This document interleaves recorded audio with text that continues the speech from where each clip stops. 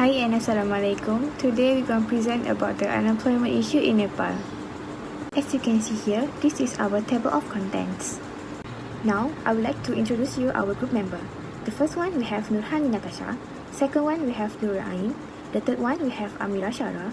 Next we have RABIAHTUS SHIFA. And the last one we have MOHAMMAD AZIQ NAZMI. Now, I will move to background of Nepal. Nepal is a small landlocked country in South Asia. It is known for its rich cultural heritage, stunning natural beauty, and significant religious and also historical importance. Alright, now I will move to import and export in Nepal. To meet domestic demand, Nepal is mostly reliant on imports. One of the main imports is petroleum products. Fuels that make up the majority of Nepal's import include diesel, gasoline, and LPG. Furthermore, machinery and equipment are considered inputs. These include automobile, electronic, and industrial machinery. Food and agricultural products like rice, beans, sugar, cereals, and edible oils come next. Lastly, chemicals and pharmaceuticals such as raw materials, fertilizers, and medication also have in Nepal imports. Next, Nepal export mostly agricultural goods and handicraft, and its exports are quite little when compared to its imports. Carpets and pashmina are two of the main exports. Cashmere and wool goods manufactured by hand are well liked elsewhere. Then clothing and textile, which include cotton and weave goods. And then agricultural products like tea, coffee, cardamom, ginger, herbs, and medical plants are also included. Next is unemployment in Nepal. As of 2024, the unemployment rate in Nepal is forecast to 19.29% in 2024. The key causes contributing to Nepal's high unemployment rate are vicious cycle of remittance, weak sector growth, low worker productivity, and inadequate policy execution. Domestic employment is urgently required to absorb the workforce. Next, the main industry in Nepal include agriculture, tourism, and manufacturing. Today, agriculture is backbone and being the most important economic activities in Nepal. Meanwhile, tourism being the largest industry and source of foreign exchange and revenue. Next is gross domestic product. Nepal GDP has steadily increased from 34.88 billion in 2020 to an estimated 43.53 billion in 2024, reflecting flexibility and gradual economic recovery post-pandemic. There are three key drivers of growth Nepal GDP. First, tourism. Next, hydropower.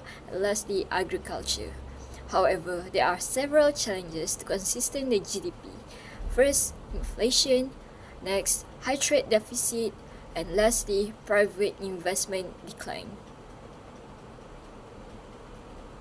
On the graph, Nepal economic growth for 2024 is projected at 3.9%, which is slightly lower than the 4.4% recorded in 2023.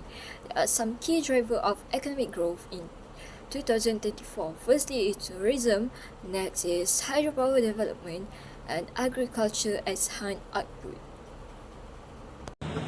The objective of this study is to investigate and solve unemployment issues in Nepal. Next, we will move forward to condition of unemployment in Nepal. Unemployment in Nepal is a significant socio-economic issue with several contributing factors and challenges. Due to unemployment, it creates limited job creation in many sectors because of the industrial and private sector in Nepal is underdeveloped.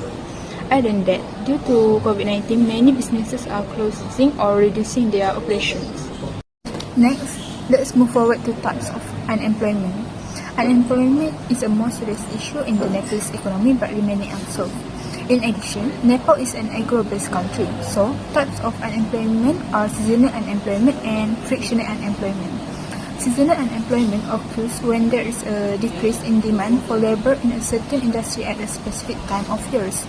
For seasonal unemployment in Nepal, it occurs because of combination of factors including the monsoon pattern of agriculture and socio-cultural barriers. Meanwhile, frictional unemployment, also known as surge unemployment, occurs when people are transitioning between jobs. It can be caused by inactivity in the labor force or lack of information. The best ways to reduce the duration of frictional unemployment are by using job search engine and virtual job fairs. Next, effects of unemployment. First, wastage of human resource. People who are an asset for the economy will turn into liability. Skilled workers may have difficulty finding jobs that match their qualifications. Being unemployed can also affect the confidence of the unemployed and they become less employable in the future. Second, increased government spending. The higher unemployment will cause a fall in tax revenue because there are fewer people paying income tax and spending less, which has lower value-add tax. The government will also have to spend more on unemployment and related benefits such as receiving housing benefits and income support. Lastly, increased crime rates. It has been shown that the relationship between unemployment and different crime rates tend to be stronger in areas where unemployment rates are high. Individuals who are struggling with their economy do illegal activities such as robbery or fraud. The public policies that Nepal used to reduce unemployment are fiscal policy and monetary policy. Nepal is trying to reduce unemployment by using fiscal policy through infrastructure projects and tax incentives.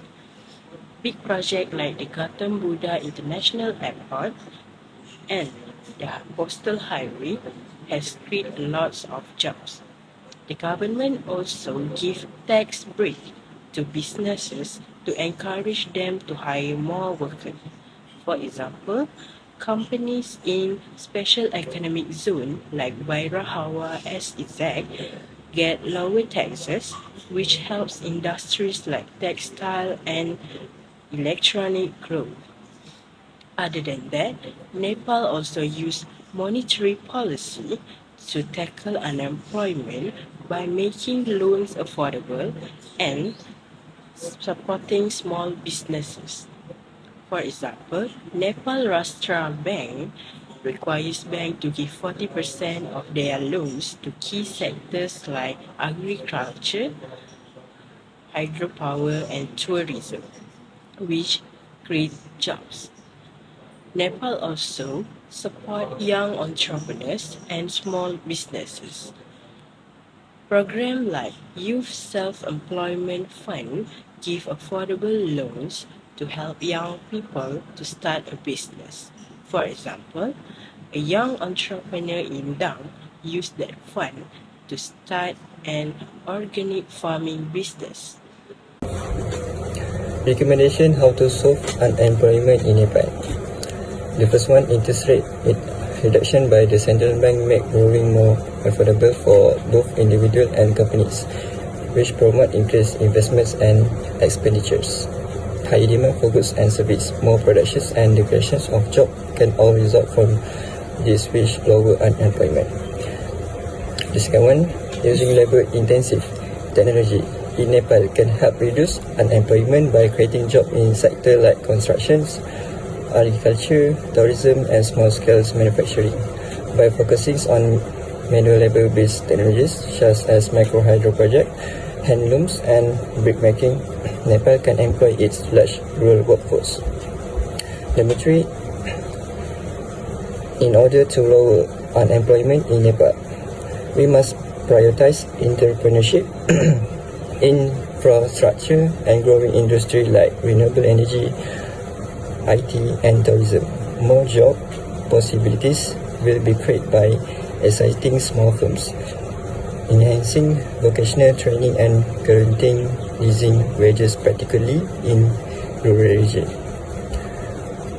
Number 4, Nepal can create more jobs and grow its economy by using the natural resources like water, forests, farming, and minerals. Focusing on areas like agriculture, clean energy, and tourism can especially help rural communities. Number 5, to tackle unemployment in Nepal, a strategy focused on skill development and education reform is essential.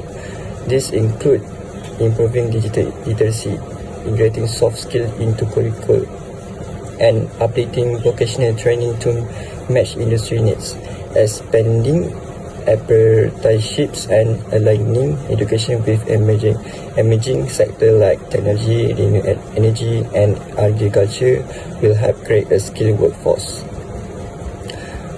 For the conclusions, due to a lack of work possibilities and sluggish industrial expansions, Nepal face unemployment, the nation must prioritize growing industry like tourism, manufacturing and technology in order to address this, as well as promoting entrepreneurship, education and skill development. A comprehensive strategy can boost employment and promote sustained economic expansions.